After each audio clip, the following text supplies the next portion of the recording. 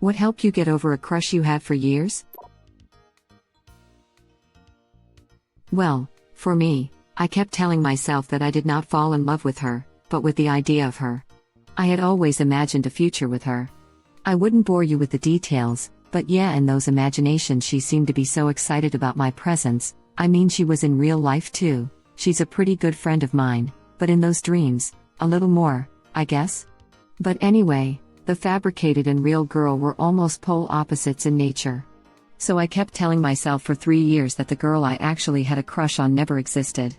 I liked the girl in my imagination, and there, she liked me back too. It wasn't the case with the real one. So that's what helped me move on from her. She's still my friend, maybe we're not as close as we were before, and maybe it's for the best. I still sometimes get slight feelings for her, but I'm sure it will wear out with time. I feel like I'm going through this right now. I'm telling myself the same. I did not fall in love with her, but with the idea of her line. I too hope it will wear out with time. It probably will. I'm 2 years later now. It will go on for a bit longer. Still can't stand hearing her name somewhere, and that it's a common one. It makes things worse, but I'm hopeful. Especially if the dating scene turns back to normal. Also, read a bit in this Ask Reddit question. There's a lot more stuff to help, like stopping to initiate the conversation. It did hit me hard, but it's true. Yeah. More or less what my psychologist told me. And it's true. You don't know a person for the full 100%. Never. Not your friend, not your spouse, heck, not even yourself. You know a crush for maybe 5%, and the other 95%, you fill in yourself. You're crushing on the made-up version, which can give wonderful daydreams. It's heartbreaking when it doesn't go all right. Because you imagined it so good and it will surely work. This is the exact point of 500 Days of Summer, that people didn't get. The fact that I just stopped initiating the conversation and that was the last time we talked. Pretty sure, this is a he's just not that into you sign, so good call. Same, I let it happen for months. I just kept telling myself that she was just busy, very busy. That's how most of non-romantic relationship ends as well. I stopped to initiate conversations, and my contact list shortened by times. Except closest relatives, from 200 people I ended up with 2. Another fun fact, delete your birthday from all social media and you will receive grats only from parents and people who binded your birthday to contact and phone. To be fair about the birthday thing, some people are just really bad at remembering. I care deeply about all of my close friends, but if you asked me their birthday right now, I might be able to give 2/10. Hell, I would almost forget my family members' birthdays up until I was like 15. Yeah, I still mess up my mom's birthday, and I'm 34. I effing adore my mom, but that number doesn't stick for some reason. The birthday test is very petty. Most people who wouldn't remember my birthday would help me in a crisis. I'm lucky. My mom's birthday is 5/5, my dad's is 9/11, and my stepdad's is 7/7, so I can remember their birthdays pretty easily. Yup, older I get and more times I move, the more I realize most people don't want to bother keeping touch. The few who do are the real ones. When you're young, it's easy to maintain relationships because you see people all the time. Once that stops, it becomes much harder to maintain a friendship, so people lean on a few close ones and that's it. It's just kind of the way it goes. I deleted my social media thinking, anyone who actually wants to keep in touch has my phone number and can just call me. Guess how many phone calls I've gotten over the years? Yep, 0, apart from my close circle. I think with most people it's out of sight, out of mind. To be fair, I haven't called any of them, either. You've got to be a friend to have a friend. That was my recent epiphany. Oh, here's my time to shine. So I got into this girl in middle school. I've had a mad crush on her for 5 long effing years. The reason why I didn't confess was that I was the rejected kid, 0 friends and a weirdo, and she on the other hand was popular, smart, and intelligent. So I always admired her from the sidelines, under the radar, and she was completely unknown of my existence. In high school, I made a few friends, who told me to stop being a wimp and confess. So I walked up to her one day in recess and confessed. She made a disgusted face and said that no way in hell, she'd be with me and she was in a relationship anyways. I walked away disappointed in myself and feeling real down. Then a few minutes later her boyfriend came up to me. He said that he was listening from a distance and said he had chewed her out for her reaction. I know that I shouldn't have taken her seriously, but I actually felt low for a month. This guy approached me every day, asked how I was doing. Later on, we made best friends.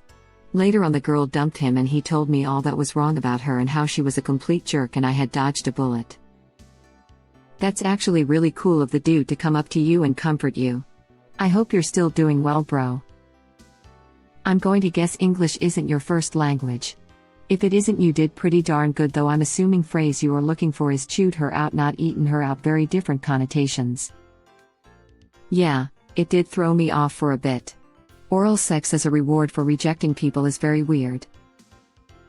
Yeah man, not my first language, sorry for the confusion, fixed it. Eat out doesn't mean what you think it means though. Yeah, I was like, wow, that's very forward of him. Still not sure what he means by that. Probably chewed out.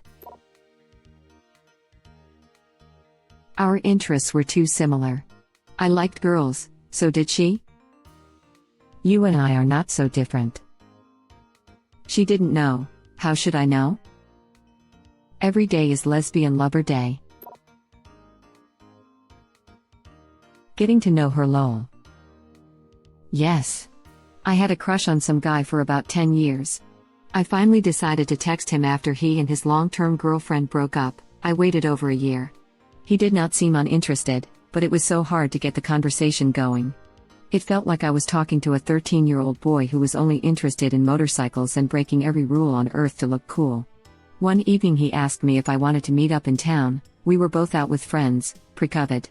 He then proceeded to ask me if I was going to suck him until it was empty. I never responded. Ick. Nothing turns me off more than a guy asking for BJs like that.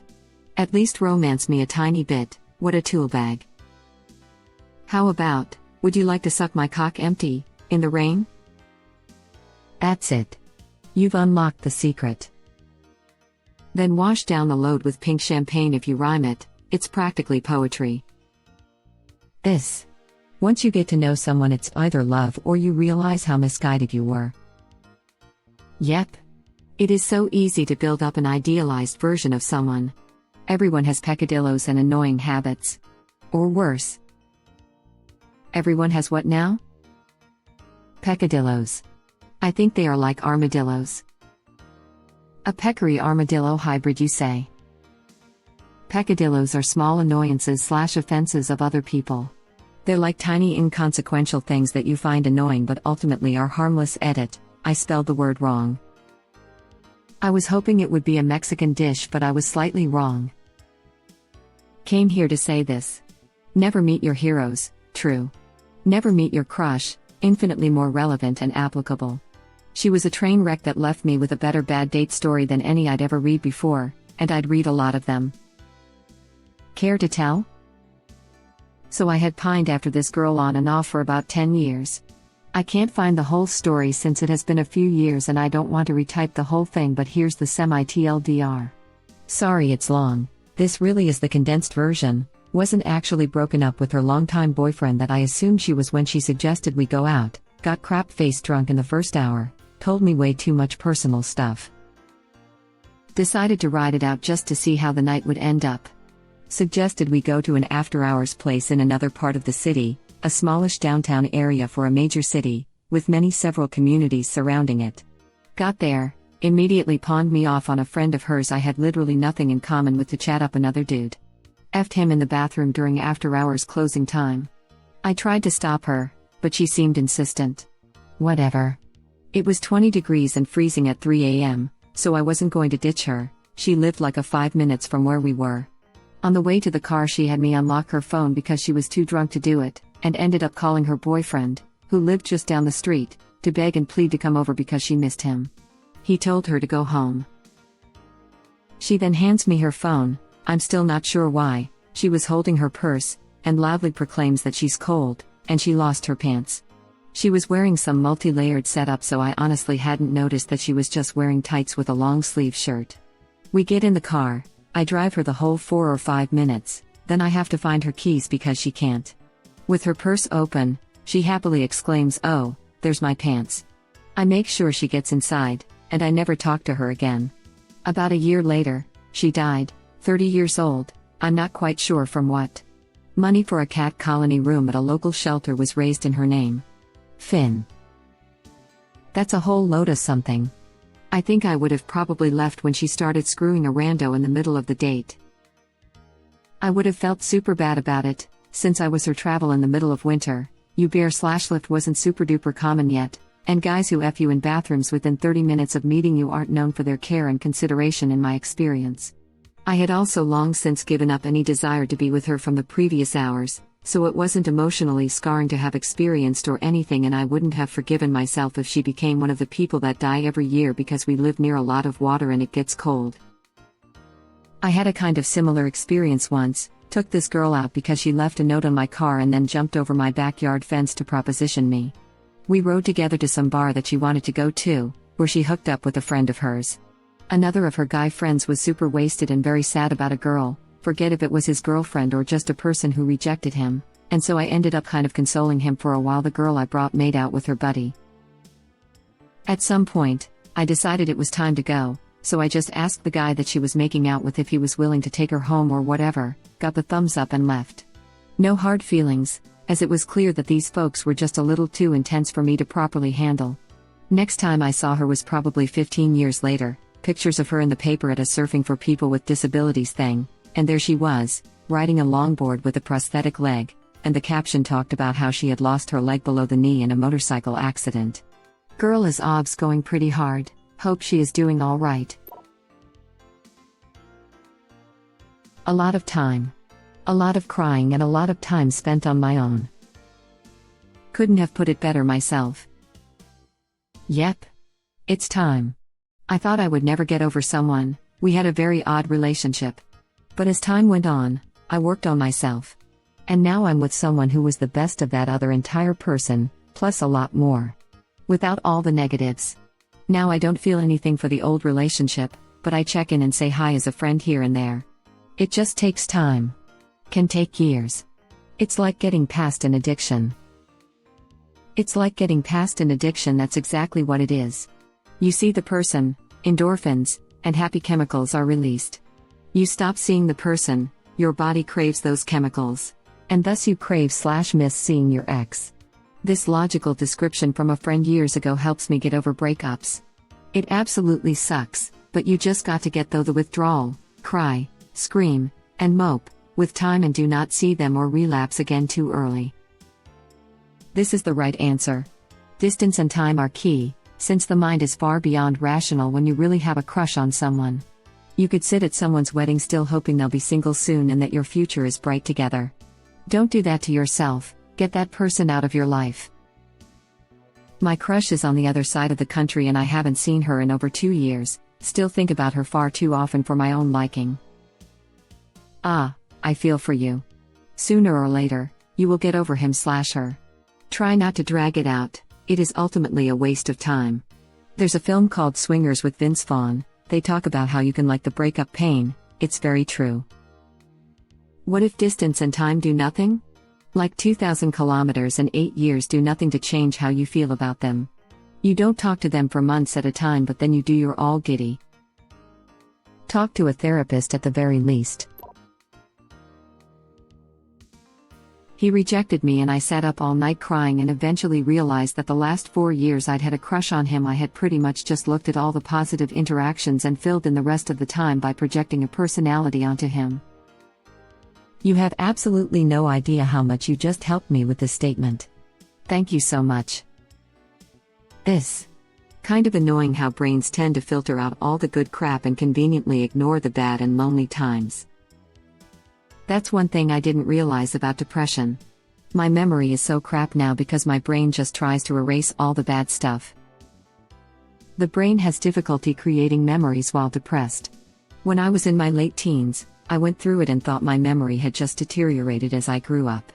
Now I'm in my 30s and my memory is absolutely fine, but I still can't recall my late teens very well. So don't worry, it will recover and start laying down strong memories again. User Coins3224 I hope this comment gives you a bit of optimism too. I know it really sucks, but just hang in there both of you. Reddit link. I used to pride myself on my memory of really specific things and my ability to rattle off numbers I might need later. Now I have a hard time remembering anything. I feel like quarantine is partially responsible, but I'm sure my depression is a huge part. Is it normal to also forget things you used to know, like song lyrics, while depressed? It feels like I'll never recover how good my memory used to be. It's as if I typed this up myself. Hugs. I only learned this recently and it explains so much. Almost my entire life is a blur. I'm in this comment and I don't like it. Confirmation bias. When it's not ruining science, it's breaking hearts.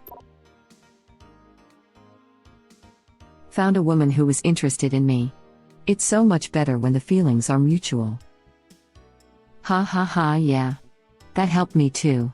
But with one crush, after I found the girl to spend my life with, she admitted that she had a crush on me too at the same time, and then that I was missing all the signs when we would hang out. Talk about a mind F. Well, I've had someone who likes me but I don't like him or her, and also someone that I liked but they didn't. Edit, well instead of wheel. That's amazing. Wish I could find someone like that as well. I love you, kissing face. Now kiss. I found out my biggest high school crush was obsessed with me at the same time. Like years later, she told me she would cry at night because she didn't think she was good enough for me. It's so weird to think how we went 3 years as best friends, both absolutely in love with each other, but too effing scared and awkward to find out how the other felt. I swear I had a dick and balls back then. In fact, I swear, I have the same exact set right now. What the F was it doing back then? Homework? I did all the homework. They just sat there doing nothing. Zito and Bonds, what a shame. So much potential wasted while sitting there listening to Gregory crack jokes all day. Effing bullcrap. Years after high school I met a girl and hung out with her all the time. Even when she had boyfriends, she always had time for me. Looking back, she totally wanted to date me but I was oblivious. I loved her but thought she was too pretty to be interested in me. I just started communicating with her again recently, 20 years later. I know if we dated back then it would not have worked out. I had a lot of stuff to figure out, like my bipolar disorder. Maybe now it will. Good luck, love. Timing is everything. Women being attracted to me is a huge turn-off. It's just the first sign of bad judgment. I would never date a woman with standards so low that she would date me. Thank you for watching. Please subscribe to be the first to know about Red Rabbit Reader's new videos. If you like our videos, please like them on YouTube and share them with your friends. We welcome your comments below. Press to start another of our videos.